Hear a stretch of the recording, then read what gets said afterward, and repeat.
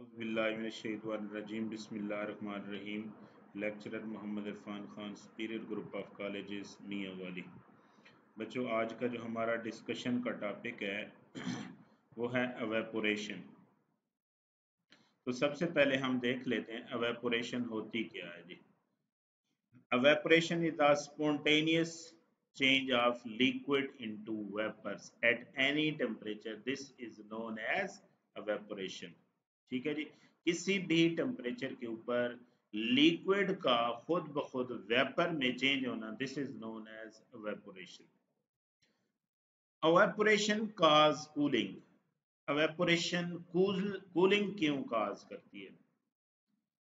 When high energy, आपको पता है कि काइनेटिक मॉलिक्यूलर थ्योरी के मुताबिक हर वक्त लिक्विड के मॉलिक्यूल मूव कर रहे होते हैं। तो ऐसे कुछ ऐसे मॉलिक्यूल होते हैं जिनकी एनर्जी हाई होती है, कुछ की लो होती है। तो वो मॉलिक्यूल जिनकी एनर्जी हाई होती है, when high energy molecule leave the liquid and low energy molecules are left behind. तो हाई एनर्जी वाले मॉलिक्यूल लिक्विड की सरफेस को छोड़ के चले जाते हैं, बाकी रिमेनिंग लिक्विड का टेम्परेचर कम हो जाता है। The temperature of the liquid falls. तो फिर क्या होता है? The heat moves from surrounding to the liquid. तो हीट सराउंडिंग से लिक्विड की तरफ मूव करती है and then temperature of surrounding fall. तो फिर क्या होता है? जब हीट सराउंडिंग से लिक्विड की तरफ मूव करती है तो सराउंडिंग का अपना टेम्परेचर कम हो जाता है, जिसकी वजह से कूलिंग प्रोड्यूस होती है। So this phenomena help to understand the evaporation cause cooling. ये शॉर्ट क्वेश्चन भी आता है कि why evaporation cause cooling. Next हम देख लेते हैं factor affecting rate of evaporation. तो पहला है सरफेस एरिया, दूसरा है टेम्परेचर एंड तीसरा है इंटरमोलेकुलर फोर्सेस। Surface area. अच्छा, आप देखो जी, एक आप कप के अंदर चाय पीते हैं और एक आप ससर यानी पिर्च के अंदर पीते हैं, तो किस में चाय जल्दी ठंडी हो जाती है? तो ज़ाहिर है सासर, उसका सरफेस एरिया ज्यादा होता है, इस वजह से चाय जल्दी ठंडी हो जाती है। इसी तरीके से आप कपड़ों को फोल्ड करके खड़ा कर दें और एक्सटेंड करके खड़ा कर दें, तो एक्सटेंड वाले जल्दी खुश्क हो जाएंगे क्योंकि आपने उनको सरफेस एरिया बढ़ा दिया। तो evaporation of the liquid is a surface phenomena. ये जो evaporation है ये सरफेस फिनोमेना है। So when the surface area of the liquid is increased, more and more molecules have chance to escape from the liquid surface into the vapor phase. Hence, increase in the surface area increase the rate of evaporation. तो surface area बढ़ाने से rate of evaporation बढ़ जाता है। Next वाला factor है temperature. आपको पता है कि जब टेम्परेचर बढ़ता है तो मॉलिक्यूल की काइनेटिक एनर्जी बढ़ती है। ठीक है जी। The temperature of the liquid strongly affects the rate of evaporation. At high temperature, kinetic energy of the liquid increases. It increases the velocity of molecule. Then fast moving molecule have more tendency to leave the liquid surface. तो temperature बढ़ाएंगे, molecule की kinetic energy बढ़ेगी, molecule की velocity बढ़ जाएगी, तो ज्यादा molecule को एवेपोरेट करने का चांस मिलेगा, जिसकी वजह से रेट ऑफ एवेपोरेशन बढ़ जाएगा। Hence, rate of evaporation of the liquid increases by the increase in temperature. Next factor है इंटरमोलेकुलर फोर्सेस। आपके पास एक साइड पे पेट्रोल पड़ा हो और एक साइड पे वाटर, तो कौन जल्दी एवेपोरेट कर जाएगा? पेट्रोल, क्योंकि इसमें लंडन डिस्पर्शन फोर्सेस है। और वाटर में कौन सी है जी? Hydrogen bonding. तो वाटर देर से एवेपोरेट होगा और पेट्रोल जल्दी। तो intermolecular forces among the molecules also affect the rate of evaporation. Liquid having strong intermolecular forces have slow rate of evaporation. Similarly, in the liquid having weak intermolecular forces, rate of evaporation is high. For example, gasoline have weak London dispersion forces, evaporates much rapidly than the water which has strong hydrogen bonding. तो जितनी intermolecular forces ज्यादा होंगी, rate of evaporation कम होगा, और जितनी कम होंगी तो rate of evaporation ज्यादा होगा। ये शॉर्ट क्वेश्चन है. One feel the sense of cooling under the fan after taking bath.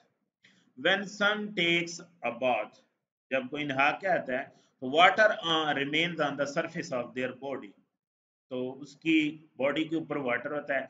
As the person comes out, जब पर्सन बाहर आता है and is expose to the air, the water start evaporate, तो water evaporate होना शुरू हो जाता है बॉडी से एनर्जी गेन करके.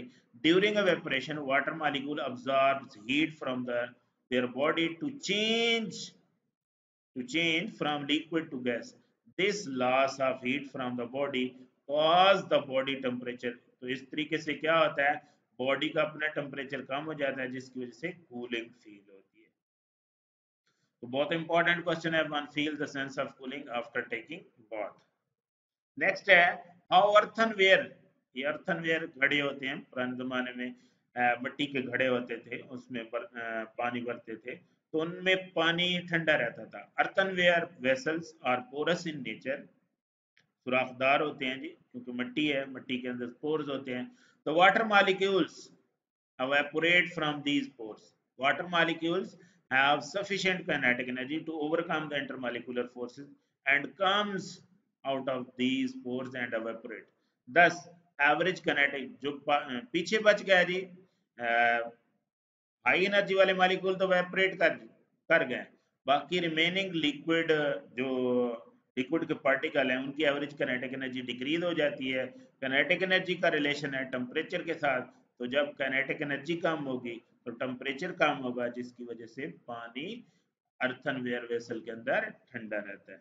Thus, average kinetic energy of remaining water molecule decrease, which result in decrease the temperature of the liquid. Hence, earthenware vessel keeps water cool. Next है जी, why do feel near the bank of rivers. यानी आप दरिया के किनारे जाते हैं तो आपको क्यों ठंडक फील होती है. Water from the river evaporate continuously into the air. Evaporation needs heat which is taken from the surrounding. तो ये हीट सराउंडिंग से जाती है, तो फिर क्या होता है, सराउंडिंग का अपना टेम्परेचर कम हो जाता है. This heat loss cools air near the river, so we feel cool when we are near the river bank. Why evaporation take place at all temperature. evaporation क्यों हर वक्त हर टेम्परेचर पे हो रही है. evaporation can occur at any temperature, not just at boiling point. ज़ाहिर है temperature कम होगा तो रेट ऑफ एवेपोरेशन कम होगा, और बॉइलिंग पॉइंट पे रेट ऑफ एवेपोरेशन मैक्सिमम होता है. At any temperature some surface molecule gain kinetic energy to escape into the air. However, the rate of evaporation increase with the increase in temperature because more molecules have enough energy to break free. So even cold water can evaporate just more slowly. तो बेटा जी evaporation हर temperature पे हो रही होती है, तो वो molecule जिनकी एनर्जी बढ़ जाती है तो वो evaporate करके खुद ब खुद जाते रहते हैं. तो ये जो evaporation का फिनोमेना है ये हर वक्त होता रहता है. हाँ, टेम्परेचर ज्यादा होगा तो evaporation का रेट ज्यादा होगा, और अगर टेम्परेचर कम होगा तो रेट ऑफ evaporation कम होगा. तो ये कुछ शॉर्ट क्वेश्चन है जी, आपने देख लेने हैं जी. उम्मीद है आज का लेक्चर आपको समझ आ गया होगा.